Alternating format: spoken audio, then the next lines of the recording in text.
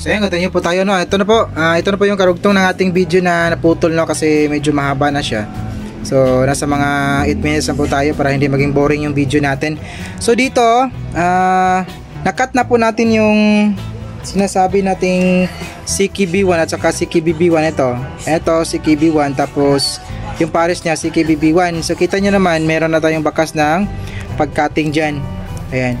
Ito, naputol na po natin yan. Then chinek po natin ng resistance dito at papuntang COP. So putol na po yung linya natin ng CKB1 at saka CKBB1. So check natin ngayon yung resistance kung may pagbabago ba. Ayan. Check natin ngayon, naka resistance reading po tayo, naka resistance. So tutok natin dito sa may CKB1 at saka CKBB1 natin. Ayan, nakatutok tayo. So tingnan natin yung pagbabago, di ba? Kanina 0.6 k ohms, ngayon naging 5.4. Yan, 4.5. Wait, nag-slide siya. Yan, naging 5.4 mega ohms. So ibig sabihin nag-normal yung linya natin matapos nating mai-cut yung papasok sa may COP natin, no? Ayan, yung CKB1 at saka CKBB1. So nag-normal yung reading. So ibig sabihin yan, safety na po yung side ng ating, ito nakabaliktad kasi ito sa may right side natin. So confirm na nandito sa may side na to yung problema. Dito sa may left side natin kasi nakabaliktad nga kapag nakaharap. Ito naman yung left side pa rin pala. So left side pa rin. So ito yung dito banda yung problema. Confirm na po natin kasi kung maputol natin yung linya na papasok sa mic cup na to, nag-normal yung reading niya. Instead of kanina 0.6 k ohms, naging 5.4 mega ohms. So nagbalik normal na po yung reading ng ating linya dito, no. So dito banda yung problema. Ngayon check natin kung magno-normal, meron bang display, magkaka-display ba yung unit natin. So saksak ko muna, saksak natin, then dito tayo sa may mirror, mirror on the wall. Ayun, no, diba, kita nyo, labas na po yung logo, nagka-display na po siya, labas ng logo ng Sony. Then ayan, ayan, no. So confirm nga na nandito yung problema. So nakat nating linya is dalawang linya lang, CKB1 saka CKBB1. Then nag-normal ulit yung panel natin, nagka-display, labas yung logo. So check natin ngayon yung natin, wait, yung B-on natin. Ayan, B-on, ito yung B-on pala, B-on or B1 or BGH. Ayun, meron na siyang 28 volts. So yung B-off natin at this point andito sa may side na yan. So automatic na yan, nandyan na yan kasi lumabas na po yung B1 natin. So i-BDD na lang tayo kasi ito yung nakita nating mas madali at malapit. Ayan. So meron na siyang 17 volts. So balik normal yung unit natin matapos nating may cut yung dalawang linya, yung CKB1 pares niya CKBB1. Pero sa mga ganitong trouble, maganda sana to kung meron tayong short killer, no? Kasi hindi pa tayo nakagawa ng short killer. Pwede sana nating short killer yung linya na yan para maging balik normal yung linya natin dito. So kasi ngayon wala tayong short killer. Ang gagawin natin is puputulin natin lahat ng linya sa may side na to kasi may naka-experience ako. Nung una, dalawang linya lang po yung kinat ko, isang buwan, bumalik yung unit. So marami na po yung clock na or CKB lines na nagkaroon ng leak na nasukat natin. So dito, para hahaba yung buhay ng ating hindi siya mag-back job ng madaling mag-back job. So ang gagawin natin is kakat natin lahat ng mga CKB lines na papasok sa my side na to kasi magkakatabi kasi yung linya na yan. Kung hindi mo siya maputol, kalaunan yung katabi namang linya niya, yung CKB lines, it's either yung CKB2, CKB3, CKB4, yun naman yung makakaroon ng problema, makakaroon ng leak. Tapos mapoprotect na naman yung DC-DC niya kasi meron ngang problema doon sa kanyang CKB lines. Ayan. So gagawin natin is puputulin po natin lahat yung mga clock signal, yung CKB lines na papasok dito, lahat ng CKB1, CKB4 hanggang kaya mga pare. So 8 pins yung kakat natin.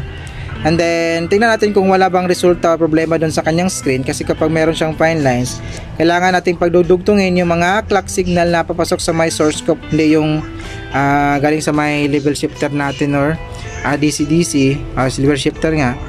Yun din yung papasok sa my cop natin, tapos gamitan natin ng 1K resistor, then connecta natin sa my ground. So puputulin ko lang muna yung natin, yung lahat ng linya dito, tapos balik tayo kapag nagawa na natin, no. Ayan. So ito, continue nga tayo mga boss, no. And so yung ginawa natin is kinat po natin lahat ng mga clock signal dito. Ayan. Pero meron po tayong meron siyang problema.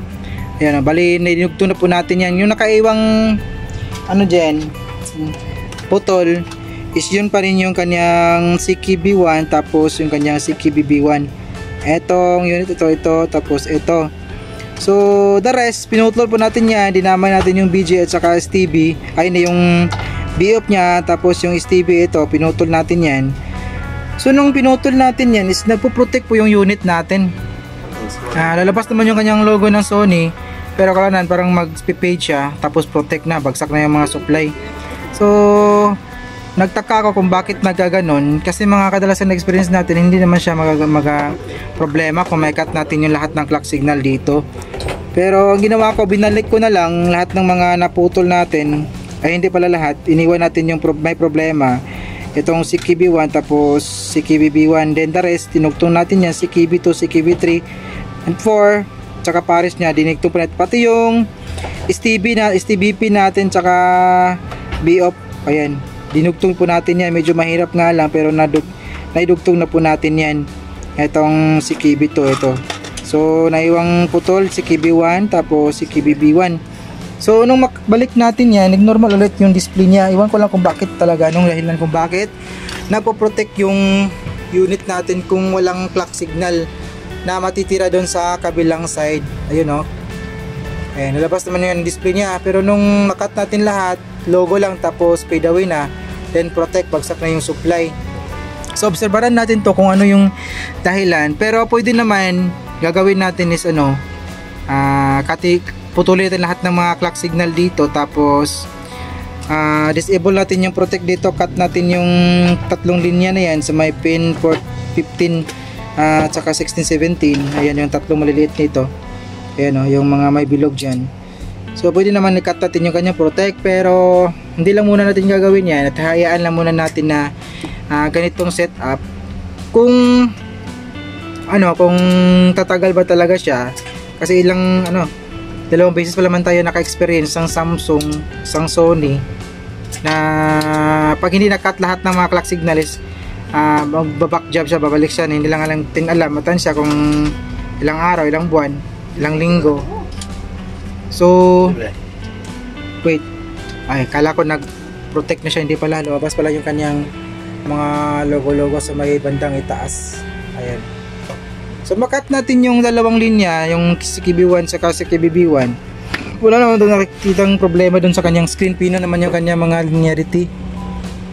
Wala pa tayo nakitang fine line. So siguro hayaan natin muna yung ganitong setup, kasi kung ikakat natin lahat ng mga clock signal dito, mapoprotect po yung circuit natin.